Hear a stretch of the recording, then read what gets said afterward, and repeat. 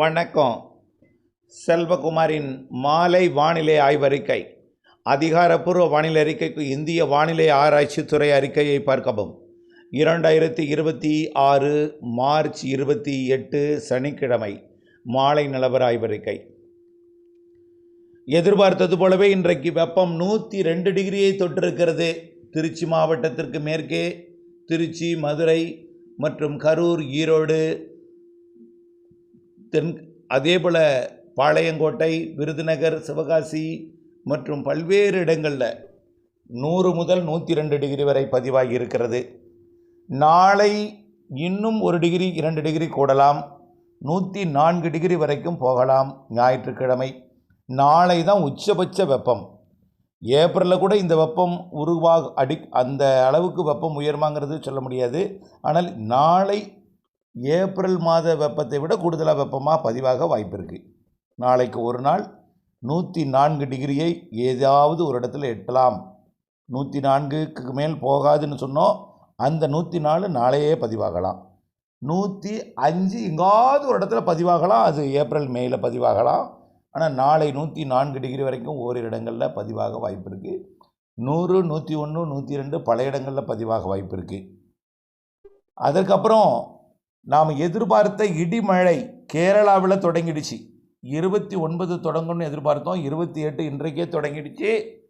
இன்றைக்கே நீலகிரி மாவட்டம் கூடலூர், பந்தலூர் பகுதியிலையும் இடிமழை காணப்படுகிறது.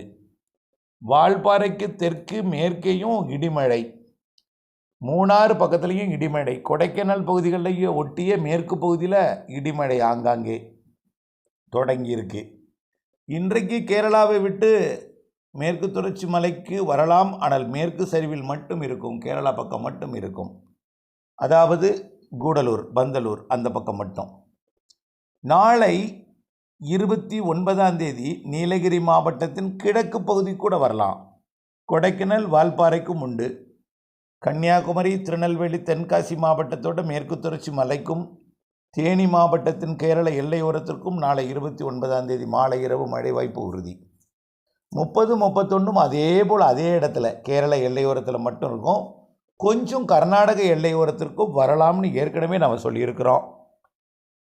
30, 31 1, 2 கர்நாடக எல்லையோர மேற்கு மாவட்டங்களில் ஒரு சில இடங்களில் இருக்கும், பெருசாக இருக்காது. 2ஆம் தேதியிலிருந்து அப்படியே பிக்கப் ஆகும் இடி மின்னல் மழை.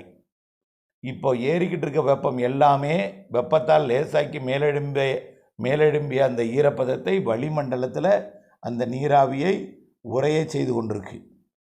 இது வரக்கூடிய 2ஆம் தேதியிலிருந்து தொடங்கக்கூடிய மழைப்பொழிவில் உள் மாவட்டங்களில் ஆங்காங்கே ஆலங்கட்டி மழையும் இடி மின்னல் காற்றுடன் மழைப்பொழிவையும் கொடுக்க தொடங்கும்.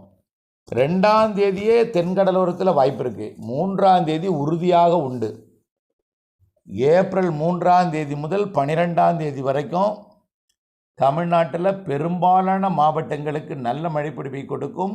ஒதுக்கி தான் அட் எ டைமில் எல்லா ஊருக்கும் கொடுக்காது. ஒரு மாவட்டத்தில் ஒரு குறிப்பிட்ட வழித்தடத்தில் அந்த மழை வரும்.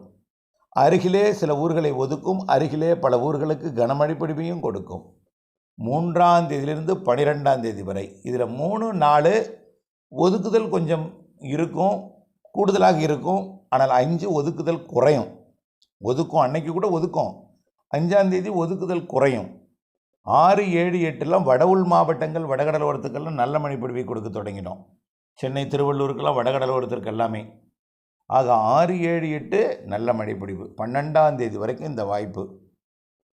ஆக இன்றே கேரளாவில் தொடங்கிய மழை 2ஆம் தேதி வரை கொஞ்சம் கொஞ்சமாக மேற்கு தொடர்ச்சி மலை மாவட்டங்களின் கேரள எல்லையோரத்திலிருந்து கொஞ்சம் கொஞ்சமாக மேற்கு மாவட்டங்களுக்கு வரும்.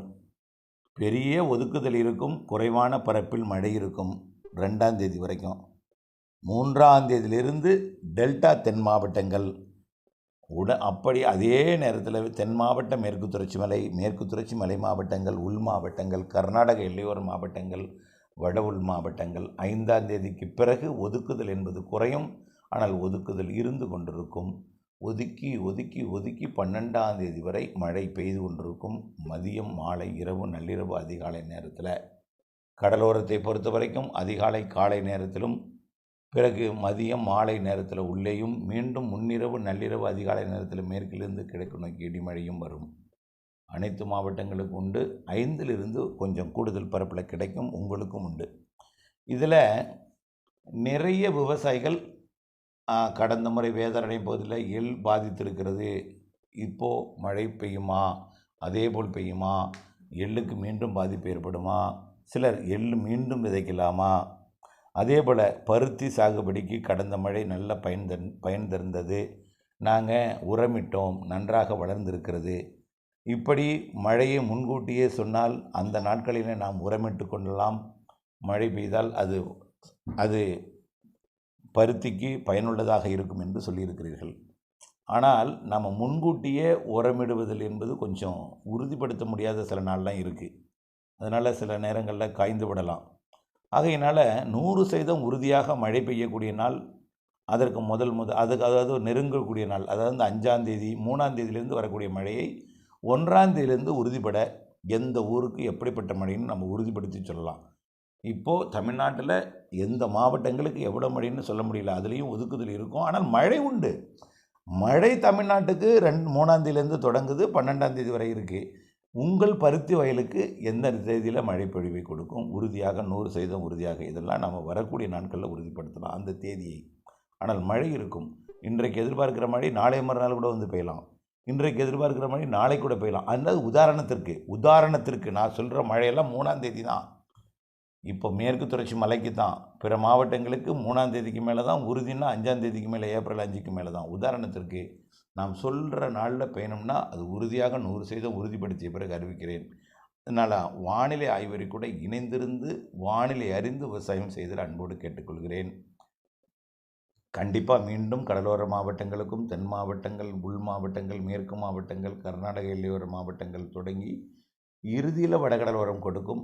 மேலும் ஒரு சிறப்பு தகவல், ஏப்ரல் மாத 15 தேதிக்கு மேலே, அதாவது 12ஆம் தேதி வரைக்கும் அந்த மழை இருக்குது. ஒரு 2-3 நாளைக்கு வெயில் இருக்கும்னு சொன்னோமா, அதுக்கப்புறம் வங்கக்கடலில் ஒரு காற்றழுத்த தாழ்வு பகுதியோ அல்லது தீவிர தாழ்வு பகுதியோ அல்லது மண்டலமோ டிப்ரெஷனோ உருவாக வாய்ப்பு இருக்குது. ஏப்ரல் 3ஆவது வாரத்தில் தெரியுது, அதாவது 15லேருந்து 20ஆம் தேதி, 22ஆம் தேதி, 23ஆம் தேதிக்குள்ளே.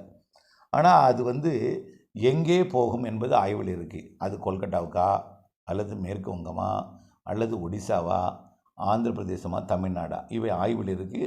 கண்டிப்பாக அதை வரக்கூடிய நாட்களில் உறுதிப்படுத்தலாம். 3ஆவது வாரம் வங்கக்கடலில் வலிமையான நிகழ்வு, ஆழ்ந்த காற்றழுத்த தாழ்வு மண்டலம் அல்லது தாழ்வு மண்டலம் இருக்க வாய்ப்பு இருக்குது. குறைஞ்சபட்சம் ஒரு காற்றழுத்த தாழ்வு பகுதி என்ற அளவில் இருக்கலாம். அது எப்போ, ஏப்ரல் 15க்கு மேலே 22க்குள்ளே இருக்குது. தமிழ்நாடா, ஆந்திர பிரதேசமா, ஒடிசாவா, மேற்கு வங்கமா, அதே போல் பங்களாதேஷா, வங்கதேசமா என்பதே நம்ம ஆய்வில் இருக்குது. வங்கக்கடலில் அந்த 3ஆவது வாரம் வலுவான ஒரு நிகழ்வு உருவாவதற்கு வாய்ப்பு ஏற்பட்டிருக்கிறது. மீண்டும் ஒரு முறை வெயில் தொடர்ந்து இருக்கும், கொஞ்சம் மேற்கே குறையும். நாளைக்கு கொஞ்சம் உச்சபட்ச வெயில் தாங்க எல்லா மாவட்டத்துக்கும். நாளைக்கு 104 வரைக்கும் எட்டும்னு சொல்லியிருக்கோம். அதுக்கு மேலே போகாது, அடுத்த நாள் குறைய ஆரம்பிச்சிடும். அதுலேருந்து குறைய ஆரம்பிச்சிடும், குறைஞ்சி 100க்குள்ளே 101க்குள்ளே இருக்கும். பிறகு 98க்கு குறைஞ்சிரும். வரக்கூடிய 3ஆம் தேதியிலேருந்து 96, 98, 95 அப்படி தான் இருக்கும். உள் மாவட்டங்களில் கடலோரம் ரொம்ப ரொம்ப குறைவாக இருக்கும். ஆகவே வெயில் குறைவதற்கு வாய்ப்புள்ள நாள் 3ஆம் தேதியிலேருந்து, மழைக்கு வாய்ப்புள்ள நாள் 3ஆம் தேதிக்கு பிறகு. ஆகவே தொடர்ந்து வானிலை அப்டேட்ஸோடு இணைந்திருந்து வானிலையிலிருந்து விவசாயம் செய்து அன்போடு கேட்டுக்கொள்கிறேன். நன்றி.